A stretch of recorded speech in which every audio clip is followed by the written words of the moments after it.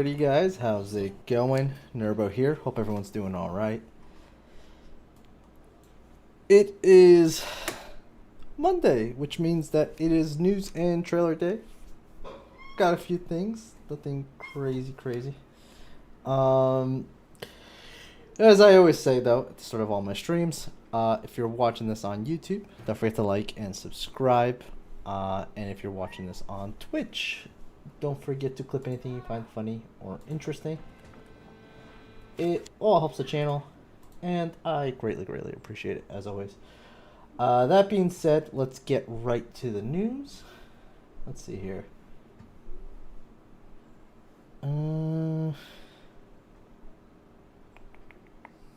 Where's my button? There we go. Alright, we're going to start off in the news with some Fortnite and Nintendo news, apparently. Samus did not appear in Fortnite because of Nintendo, apparently. Nintendo wanted her to be a Switch exclusive. Kratos from Sony God of War series and Master Chief from Microsoft Halo franchise joined Fortnite in December 2020 as part of Chapter 2 Season 5. Oh, I didn't get the full name, did I? His name is... Shoot, I should have wrote down his full name.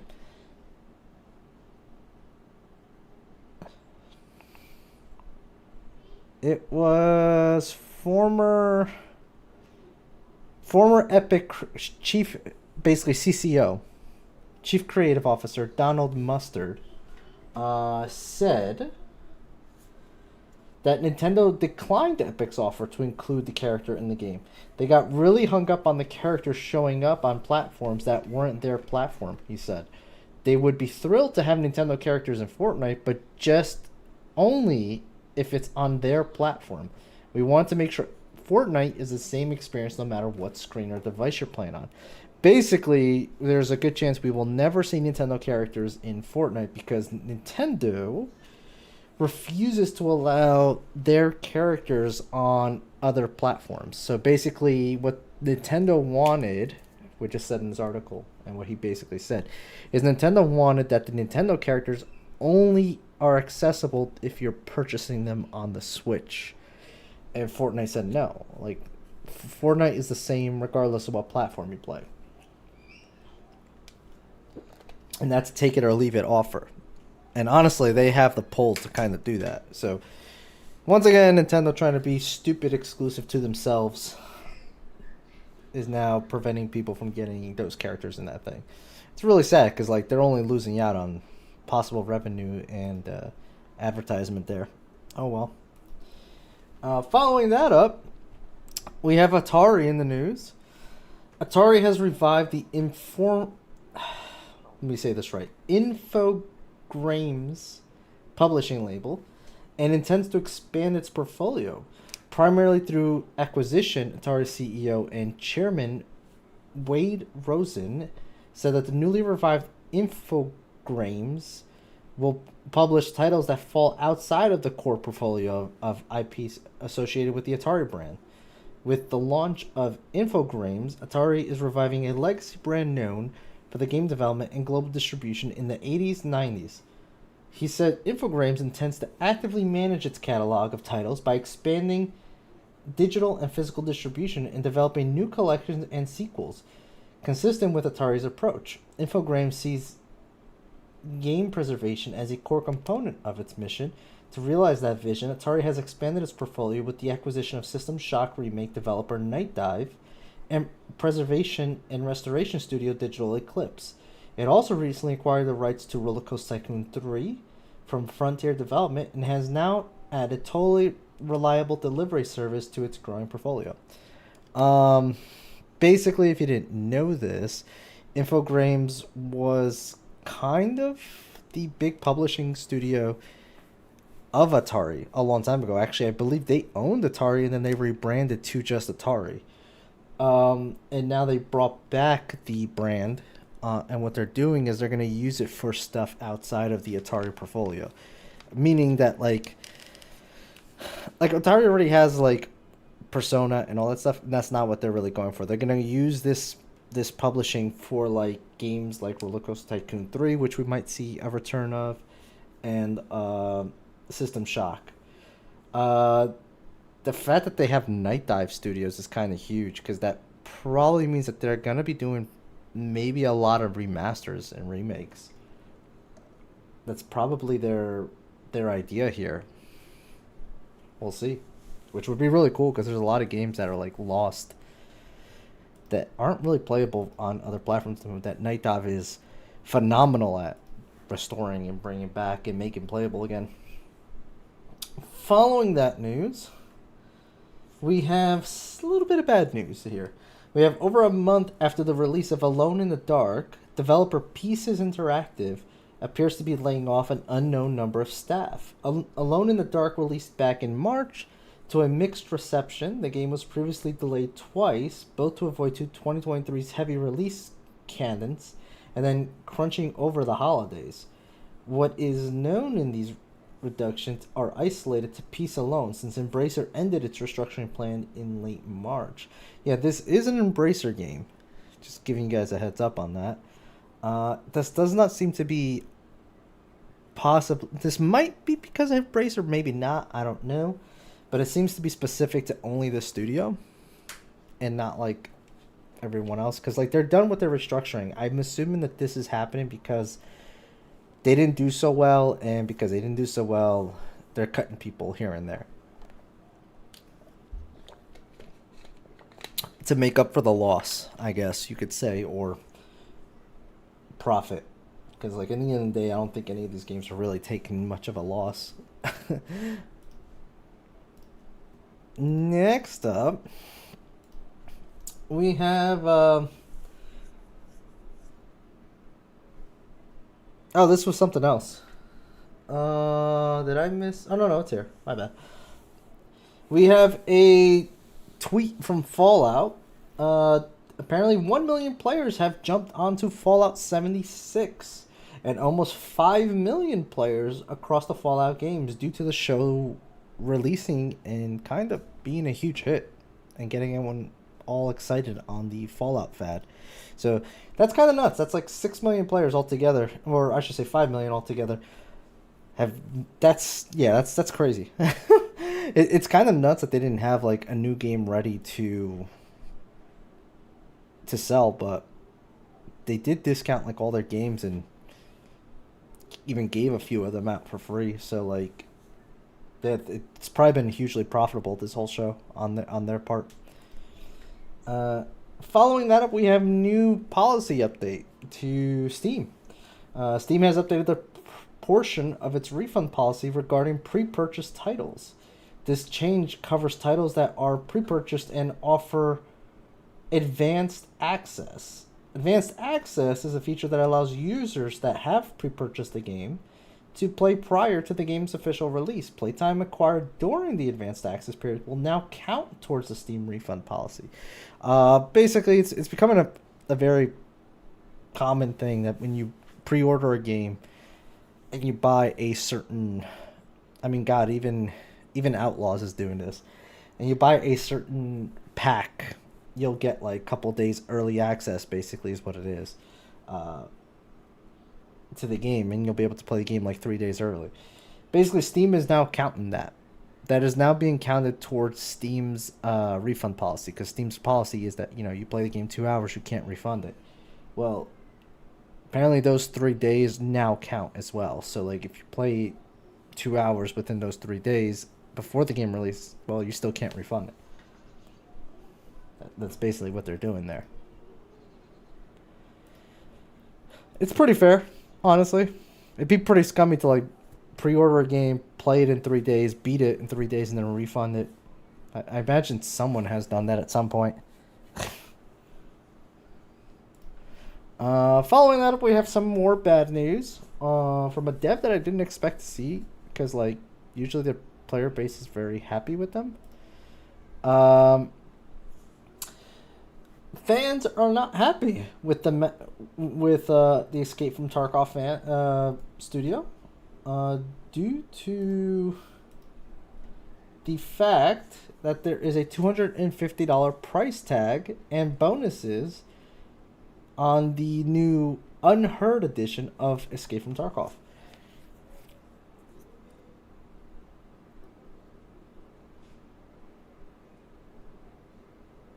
Basically, the Escape from Tarkov fans are promising a brand new player versus environment mode and other bonuses in this new game mode.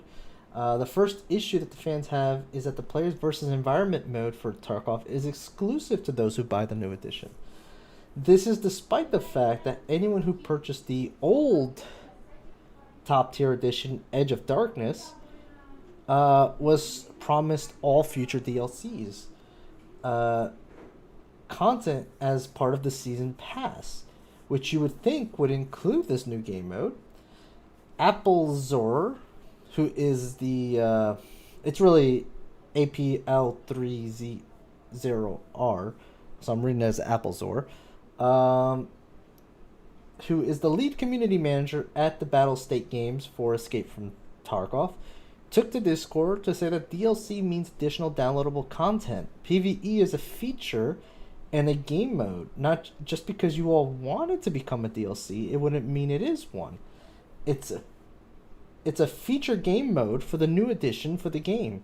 While other editions of the game give some bonuses, so far none of them been major factors when on the map and fighting with other players. The closest all the other game modes have come to is extra loot that they get at the start of a wipe. However, this new edition includes more space to store loot when on the map, improved skill at the start of wipe, and a bonus where the AI scavs will not shoot at them if they have over 6 reputation levels with defense.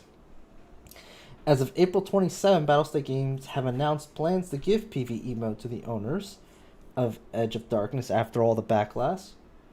And but only when Tarkov exits its beta and hits its 1.0 release. It's kind of scummy. Driving a 50% car. Yeah, me. Oh, God. You're risking a lot there, Chad. Basically, to summarize all this stuff, Escape from Tarkov released a new edition of the game, which is $250. Comes with a lot of game bonuses that actually affect gameplay to a degree, and you also get a game mode that no one else has access to. In order to get that, you would basically have to buy it again, even if you already have the $100 one, which was supposed to include all future DLCs. The worst part about it is that they are denying this extra content as a new DLC type thing. They're actually calling it just a feature, and it's not DLC. Not exactly 100% how I feel that is true. I'm kind of with the fans on this one. This is pretty scummy what they're doing here. And they're clearly trying to, for some reason, get more money out of their fans. I don't know why. Because their fans are very loyal to them. It's kind of really bad that they're doing this. So they did at the end of the day though decide to give the game mode to the Edge of Darkness people. I'm doing my part. I'm doing my part. I didn't do fucking shit. Neither did the Tarkov people. They did decide to give the Tarkov fans the game mode that paid for the Edge of Darkness edition, which is supposed to include all the DLCs. However, they're only going to get it at 1.0 release because that game is still technically early access, still technically in beta. So that's still kind of... They're still technically not giving it to them, not for now at least.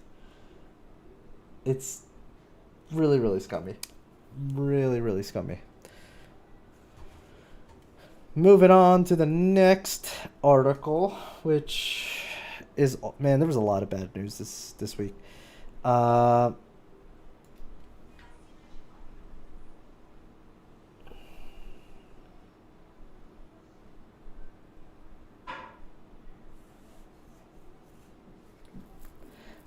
I didn't actually... I didn't. Oh.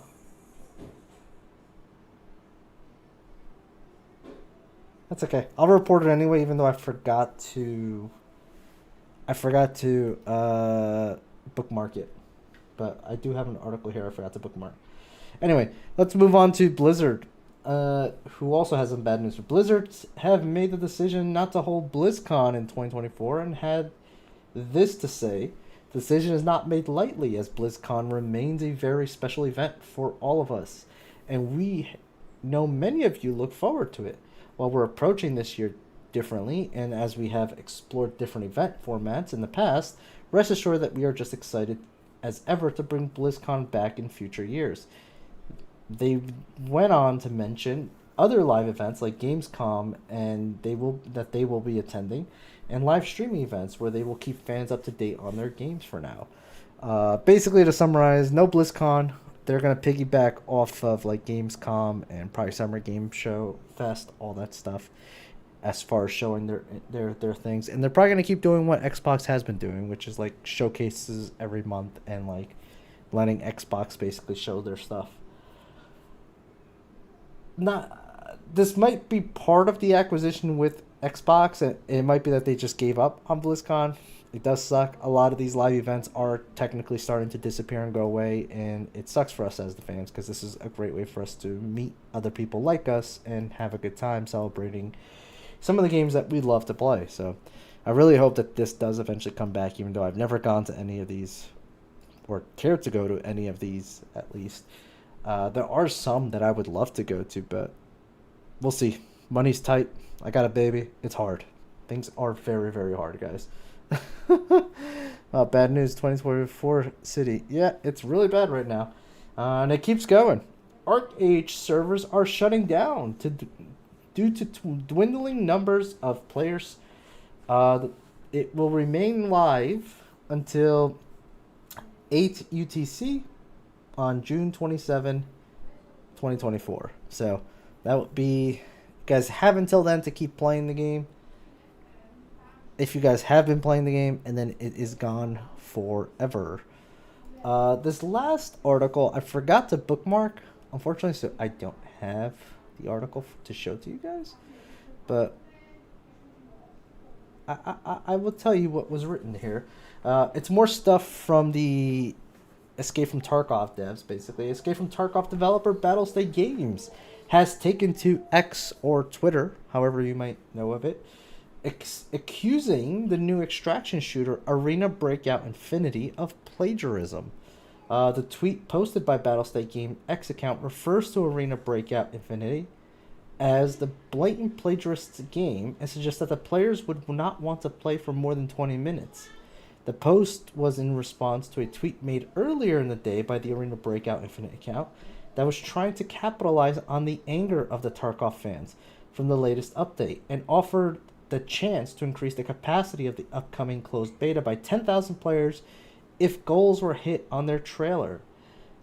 While there are clear similarities between the two games, there is currently no suggestion as to exactly what Battlestate Games believes is plagiarized. Basically, there's another extraction shooter coming out. It is called Arena Breakout Infinite, and Tarkov is slandering them as plagiarism, which may or may not be. Honestly, don't know anything about the game. But the funny thing is that they, because of the fact that the fans are so mad at the Tarkov fans, that these guys went and posted on Twitter that, like, if their trailer gets like X amount of views, they're going to increase the capacity for the closed beta by 10,000. And people are jumping all over it. People are literally jumping all over it and talking smack about Tarkov because of how pissed off they are with Tarkov. So Tarkov decided to, say what they said, saying that nobody's going to want to play your game for more than 20 minutes and that you guys are plagiarizing our game. It's very petty, very unprofessional, honestly. And it's probably going to blow up on Twitch. Like, if I could somehow get in that closed beta, that'd be great, because I imagine that game's going to blow up on Twitch for at least a couple of days or a week. We'll see. I mean, Battlestate Games flipped up the first place. Yeah, 100%. Like, how's it going, Bufu, by the way? They totally did. They screwed up real bad, and they're leaving the door wide open for people to basically get in on that. Their Lucky Marathon hasn't come out yet, which is Bungie's extraction shooter, which I know a lot of people are excited for because some of them know the franchise, and some people still believe in Bungie. But yeah, man, like they're leaving that door wide open for them to take advantage of it.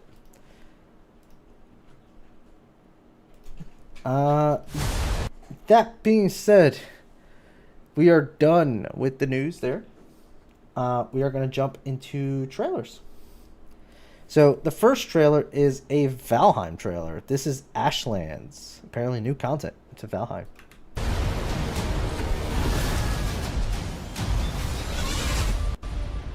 Wait, don't give me that.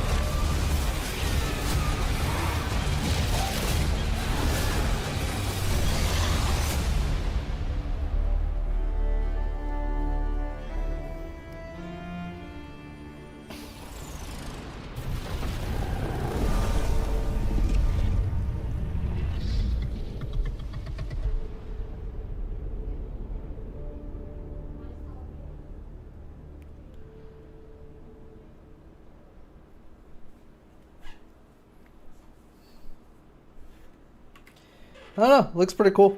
Like, so many new enemy types, new area. Interesting looking things going on there. That game is doing pretty good. Next game we have... Amazing helped Anthony... is not that. The next game is called Tales of the Shire. Yes, that's right. I said Shire. Hobbits. And it is starting up now. There are many tales of Middle-earth. Tales of courage and brave deeds in dark times. But that is not our story. For this is one of new beginnings.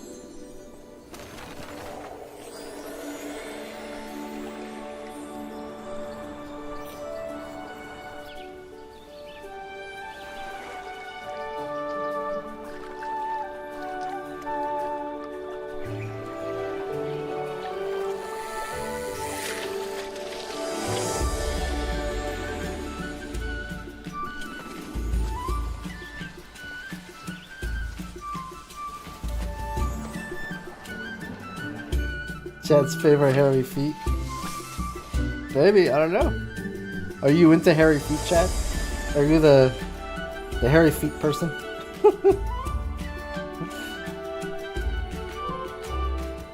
Do you go on Only Feet?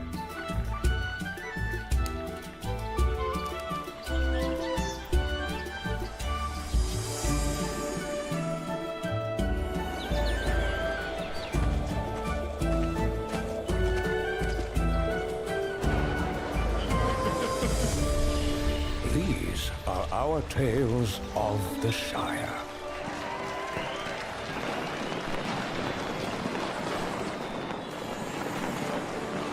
Hobbits really are amazing creatures. So, I'm very curious about this because the Lord of the Rings franchise is owned by Embracer. This is technically in the Lord of the Rings. It even says here, a Lord of the Rings game. I don't see Embracer anywhere on here.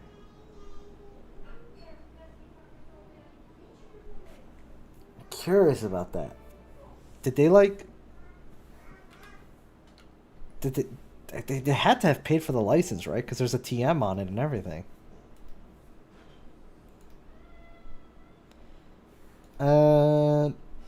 Moving on from that, we have another trailer here of Destiny 2, The Final Shape. And it's trippy. Very trippy.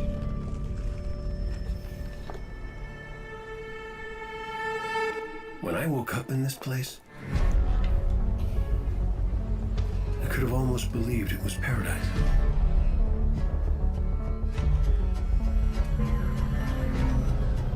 I feel the light flowing through me. It's everywhere. The ground beneath my feet is a memory. So is the grass and the sky. The warmth of the sun on my face. And around every corner, every familiar hallway, I keep expecting to see you. But instead, corruption,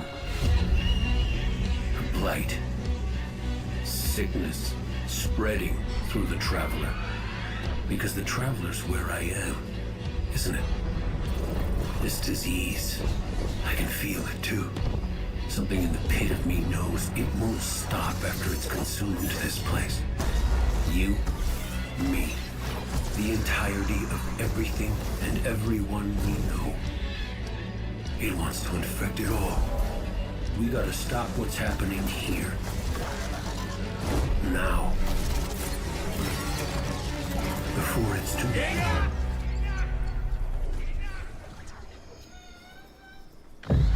A final shape is coming.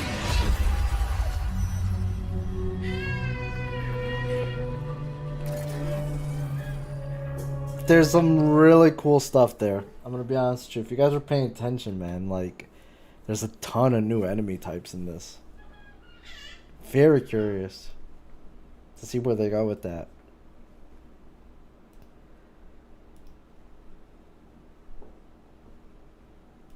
Plagiarism TM. Peggy 7. You talking about the other game? I mean, it's possible that they just, you know, they paid into using the license to do it, and they're using their own publishing company. It's very possible. Just because you pay a license doesn't mean you have to use the publisher. You know what I mean? Like, you could use your own publishing company and everything. The next game is a game called Thalassic Edge of the Abyss. Peggy 7. Beginning your descent. Promise me calm. No unnecessary risks. Dangerous to lose yourself down there. Let's go away. We owe it to their families. Yeah, sorry about the... It does help support the stream though, so thank you for sitting through the... The way you speak of adventures. The Thalassa is different. She built this ship as a home. It's nice to have that again. People who like Soma might like this game. That girl makes chaos. Mark my words. There's a strange sense of calm when you hit the bottom, isn't there? There's people talking about me. You missed the Hobbit trailer, Chad. You should know. Seek the truth as you do. Make a wish.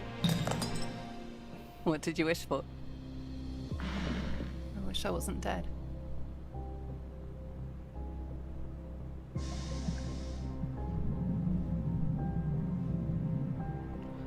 Looks interesting, man.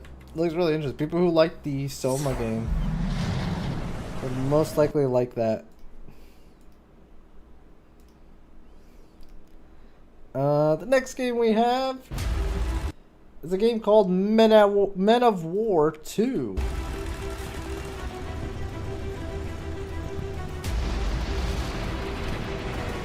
It's a RTS game, if you haven't figured out by yet. Looks pretty good.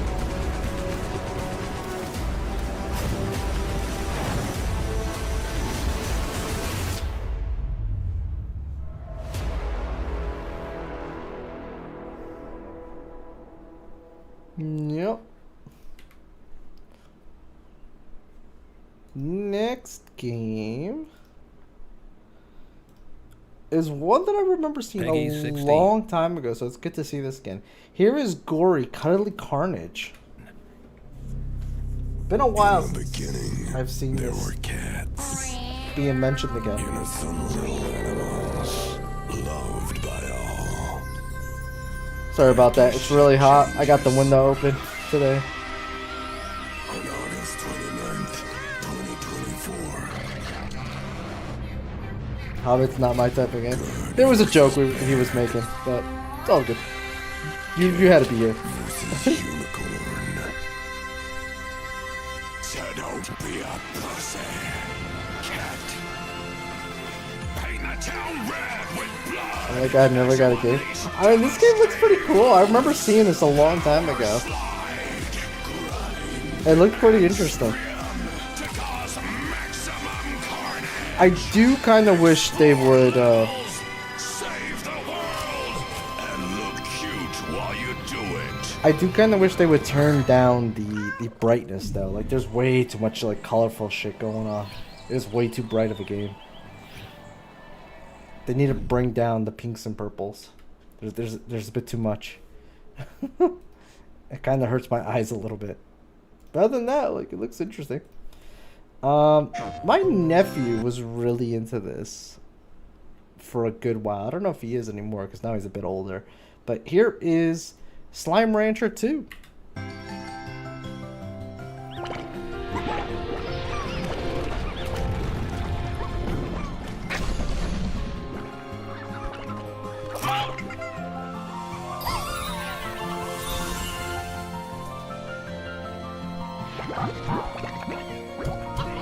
I see the appeal of this game, but like, I don't know if I'd be into it. I'll be honest with you.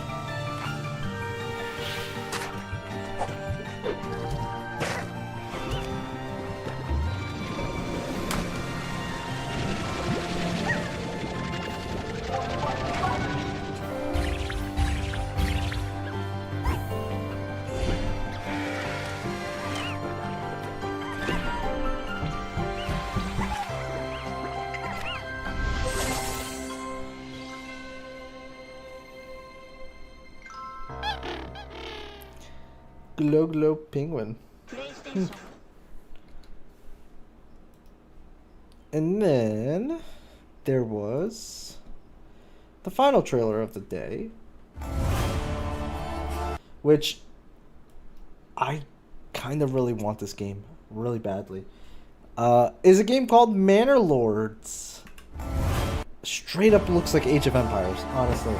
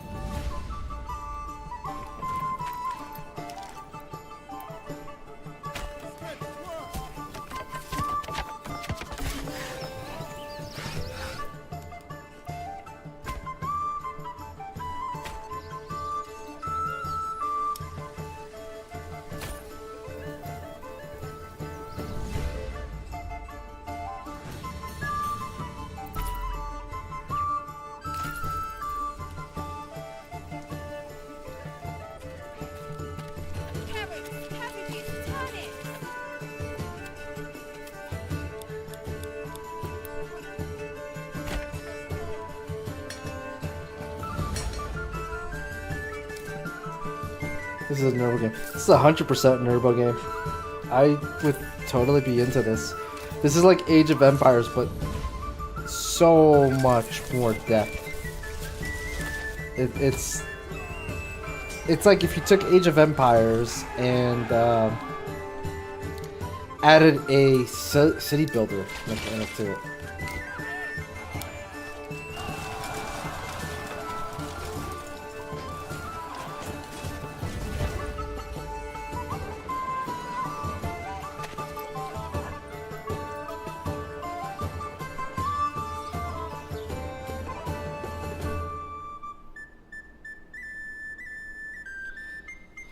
It looks so sick. I was watching Forrest play this a little while ago, because he has it, and he's played it on stream, and it looks so good. It looks amazing. But that does it for news and trailer segment of our stream today. Really quick. Oh wow, there's like actual patch notes over here. I just covered something new about the creator dashboard. That is interesting. Anyway, really quick, as I say at the beginning of all my streams, if you are watching this on YouTube, don't forget to like and subscribe. Each one of those appeases the algorithm gods and helps to grow the channel and hopefully make this stream into a reality. And for all of us here on Twitch, we are going to be jumping into some modded 7 Days to Die with the other guys that we've been playing with every Monday. And yeah, we're going to do that.